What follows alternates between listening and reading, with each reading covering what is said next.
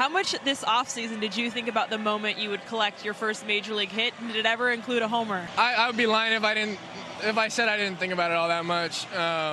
It was on my mind for sure, but it came at the right time in the game, so that's what I was happiest about. PCA carries the Cubs to the promised land. His first major league hit sends them to a sweep against the Astros. We're going to talk about that. We're going to talk about the homestand. We're going to talk about Luke Little. We're going to talk about injuries. We're going to talk about so much here on the Setup Man podcast.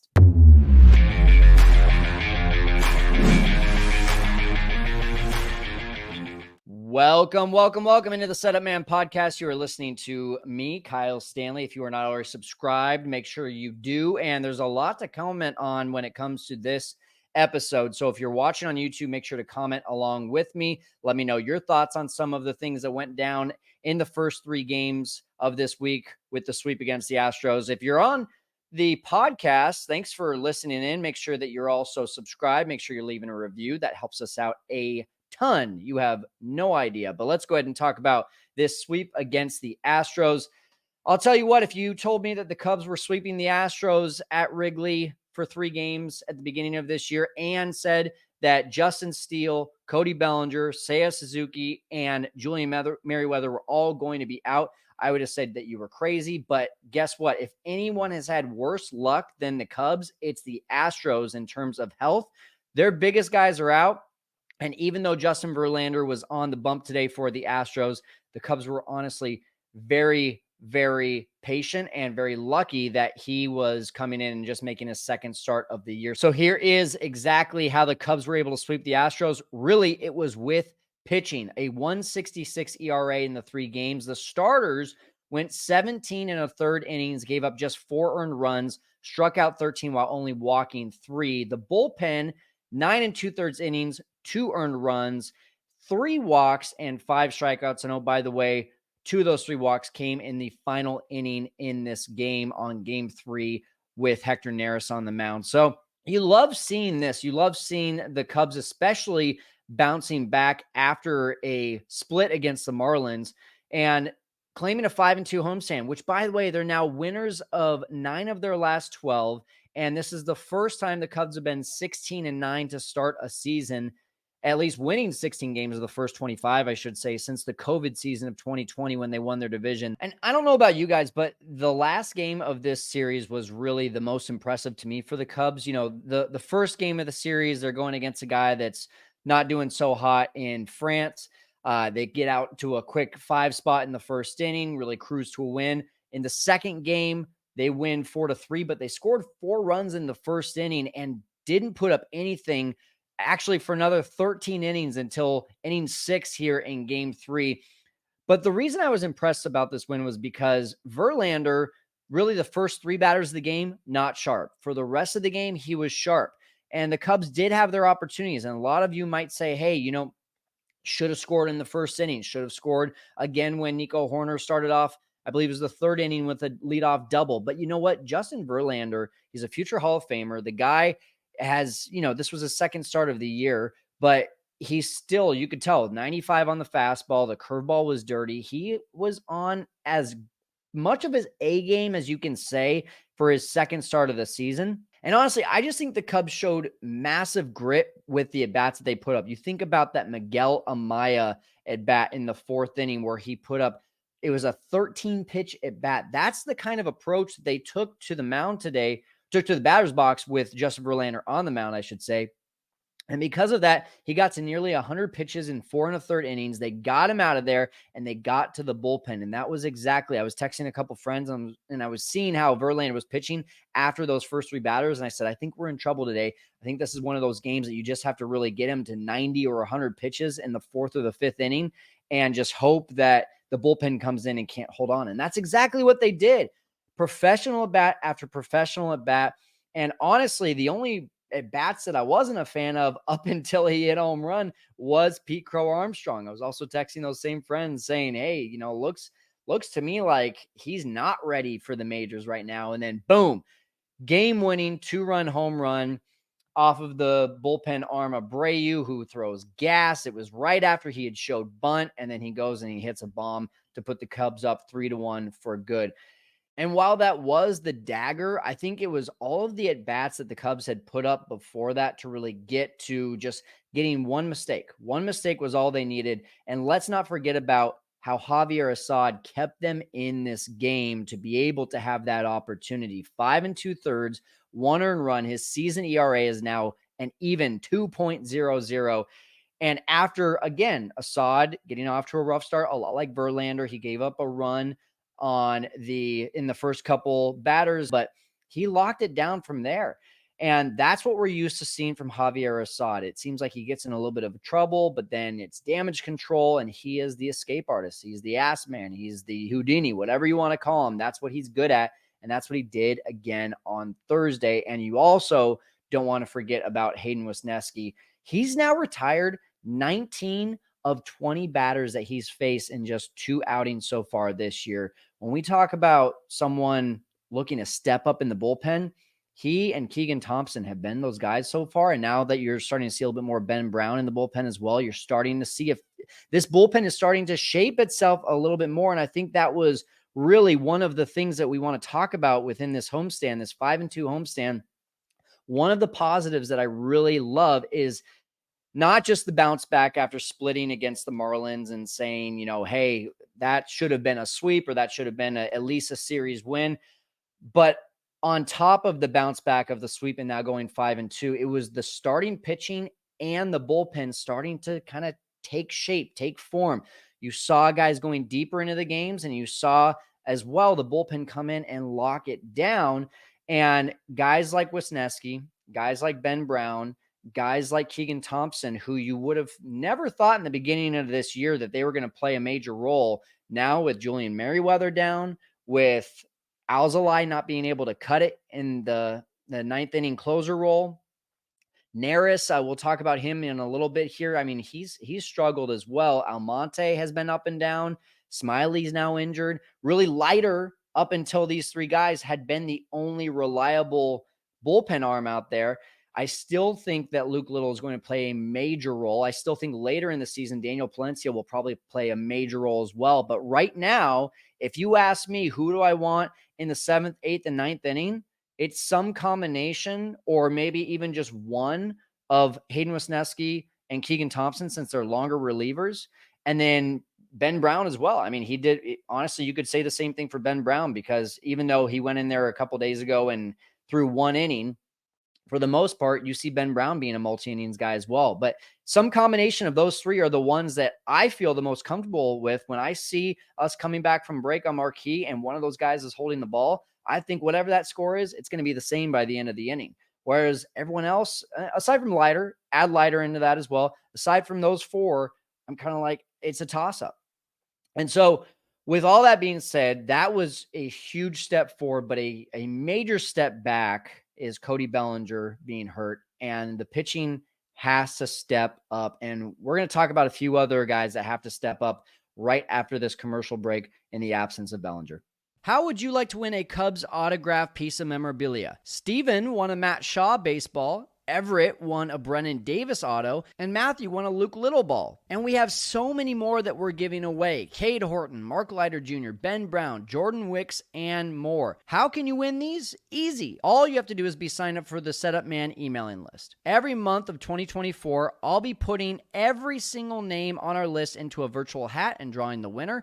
Plus, every now and again, I'll do some giveaways on my live videos. All you have to do is go to setupman.net, scroll down to the bottom, and put in your name and email. That's it. Sign up for our list, and you'll give yourself a chance to be one of our lucky winners. Okay, we are back from the break. And yes, the biggest news really is the fact that we have just a bunch of banged up Cubs players right now, which is really disappointing to say. But the fact that this team is 16-9 through all of the adversity. Now, have they gotten lucky? Yeah, there's been some moments where they're very lucky. I'm not just talking about games, but also just seeing opponents at the right time. I think the Cubs caught the Diamondbacks at the right time. I don't think they're playing their best ball. You definitely caught the Astros at the right time, because they are definitely not healthy enough to be considered at the top of their game. The Marlins are not good. I think they're catching teams at a really good time, but at the same time, the fact that this team is so banged up is really a concern. And especially now with Cody Bellinger, if you, of course, at this point, you have to have seen it. He ran into the wall. That was a situation in the first game against the Astros. It's only against the Astros. Last year, it was in Houston.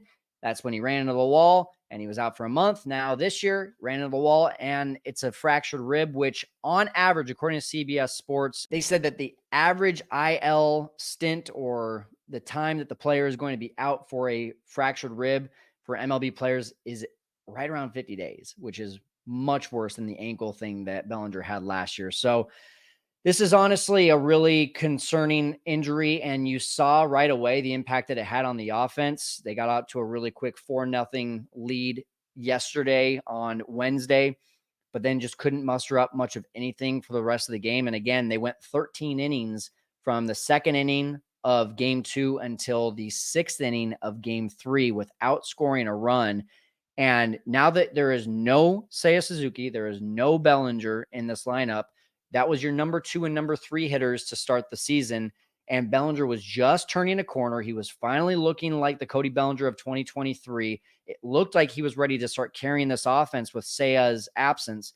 And just another freak injury. And there's nothing that can be done to really ignore those injuries, right? The Seiya thing, the oblique thing, you wonder like, okay, did he not stretch? Is he weak in a certain area? That's just, with Bellinger, it's just a freak thing. You're just running into a wall and you're seeing about now 40, 50, maybe 60 days or more that he's going to be on the IL. And so you're looking for guys to pick it up, and I'm telling you right now, these are the guys that need to pick up the pace right here on your screen. Christopher Morel, last 13 games, 0.89 batting average, 333 OPS.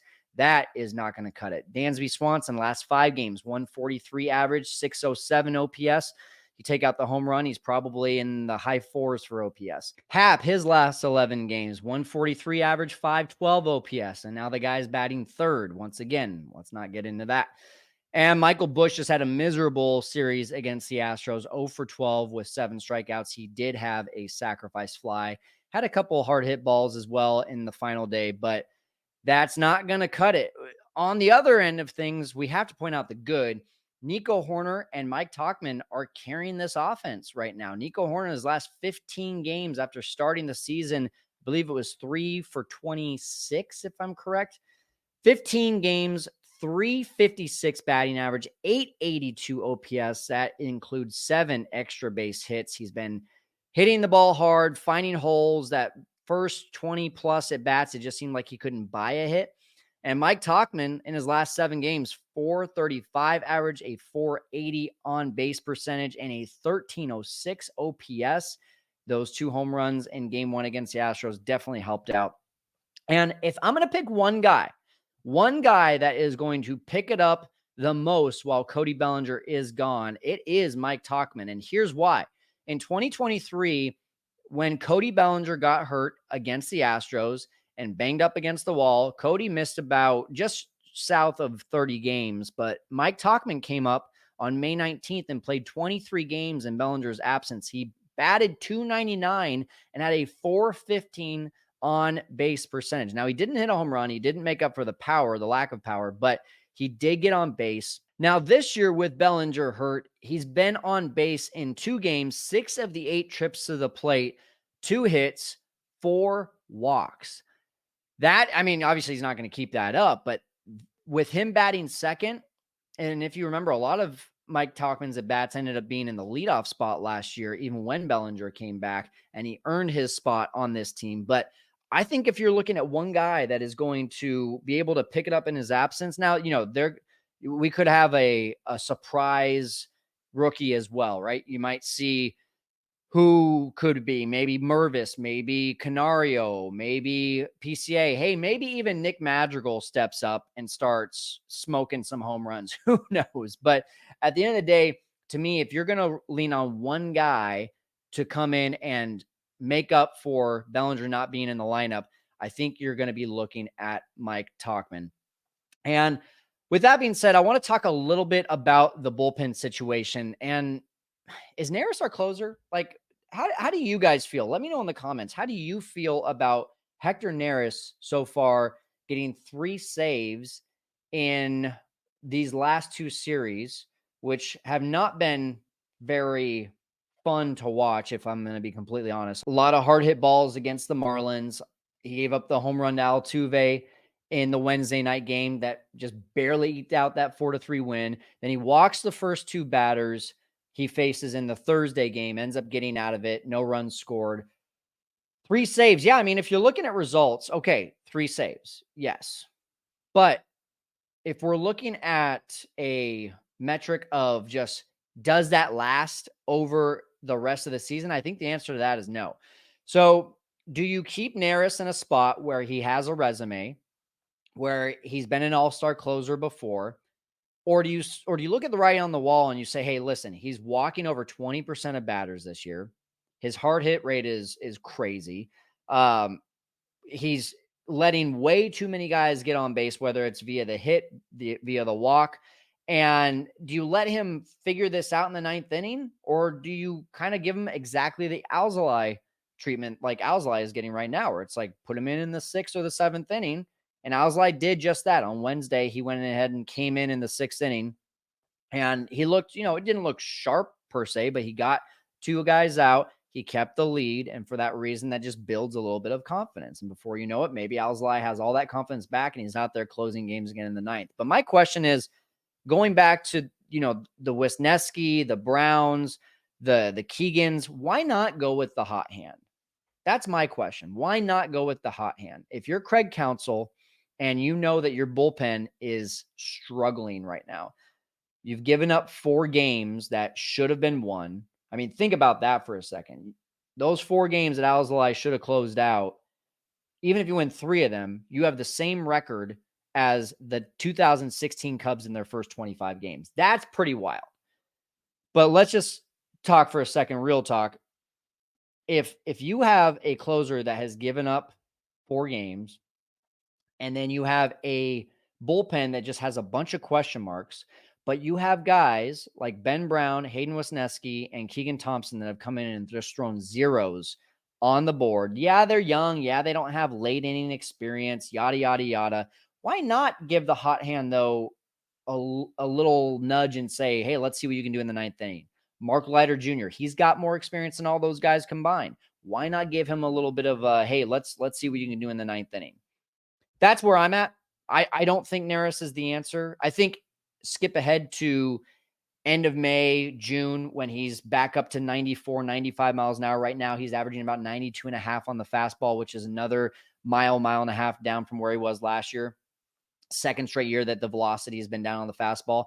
If he gets back up to that 94, 95, okay, yeah, now you start to see, hey, the splitter and the little more heat on the fastball, that plays a little bit better. Go ahead, put him in as a closer. But right now, I don't know that that's setting us up for the most likely path to success for getting a W by the end of the 9th inning. Let me know what you think in the comments. And, we talked about Alzolay for a second.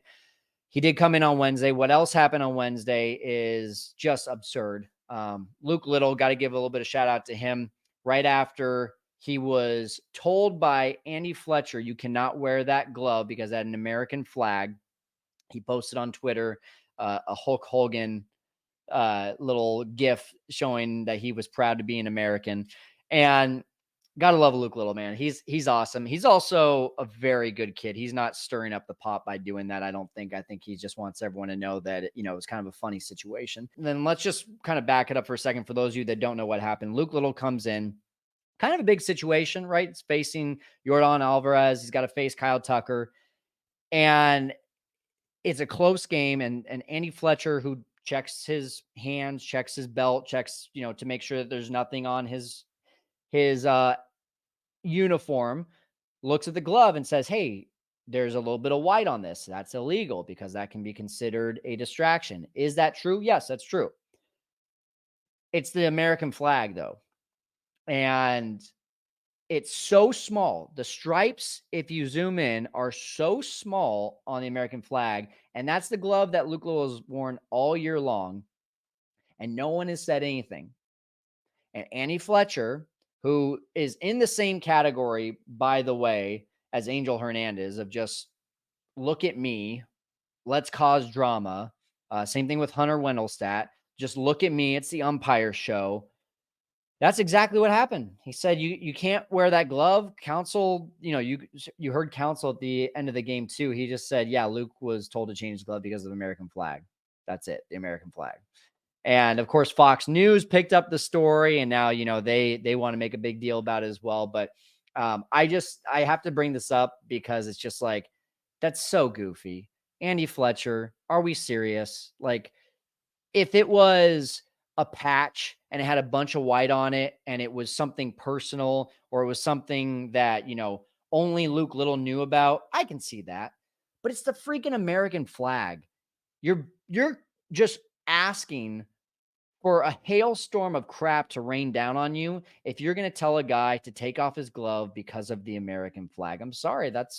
You call that upon yourself. They say there's no such thing as bad press. In this case, I think you've just brought on a lot of bad press for yourself, Andy Fletcher. That's my opinion about that. All right. With that being said, guys, let's go ahead and look ahead to the Red Sox series. This is going to be an interesting one, especially with the offense having a tough time right now with the absence of Cody Bellinger and Seiya Suzuki. The Red Sox lead the MLB in ERA at 2.60. They are 14-12 so far. Their expected win-loss is actually 15-11.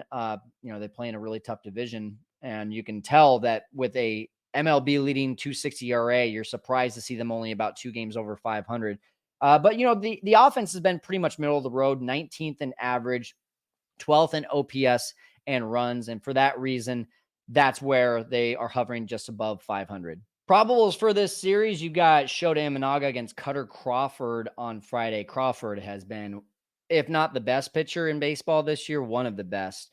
You've got a to be determined against Winkowski on Saturday, and then Jordan Wicks versus Houck on Sunday. Don't know much about Winkowski or Houck, but what I can say is that if Jordan Wicks and Shota Imanaga pitch the way that they have pitched in their last outings, then the Cubs should be just fine. Imanaga actually had his quote-unquote worst outing of the year against the Marlins last time out, where he went 6 innings, gave up 2 earned runs. If that's his worst outing, go ahead and do that again. I think you'll be just fine, but he's been definitely the Cubs' most reliable pitcher. Saturday is where I want to know from you guys. Do you see Ben Brown? I think I see Ben Brown, especially after seeing Hayden Wesneski throw a couple innings on Thursday. My original thought was, okay, you see Ben Brown coming in out of the bullpen a couple times. You think maybe he's just going to be pigeonholed into the bullpen now. Now I think I see the Cubs doing kind of the same thing as they did against the Rockies. I don't know if Ben Brown actually comes in and starts the game, or if it's more of like a Luke Little opener followed by a Ben Brown for 4 to 5 innings. And then maybe you bring in Keegan Thompson and or a Wesneski for the last 2 to 3 innings. And hey, all I can say is, all things considered, this team could be easily 13-12, 12-13 with all the injuries that they have dealt with, and yet they find themselves at 16-9. Last year in April, the Cubs did not take advantage of a hot start. They petered off in May. You love seeing them continuing this momentum and continuing to take advantage of the teams that they should be taking advantage of, and play great baseball and take advantage of these highs, because there's going to be a low peak. There's going to be a time this season when we just say, man, these guys can't buy a win. Thank God we had such a great April, or thank God we had such a great first couple months of the season. That's what is now keeping us in the standings. And on the same token, we'll just end with this. The Milwaukee Brewers are playing great baseball. I don't see that continuing for the rest of the season. I think they're going to come back down to earth as well. I think eventually this is going to be the Cubs Division 2 win, and the Brewers are going to be probably in that 85 to 88 win total, while the Cubs will be around 90 to 92 wins is where it feels like this team is headed if they keep on doing what they've been doing. What do you think, Setup Nation? Now that we're 25 games into the season, where do you see the Cubs win total? Let me know in the comments. Thanks for joining us here on the Setup Man podcast. I'm going to go put my arm on ice. We'll see you in Boston.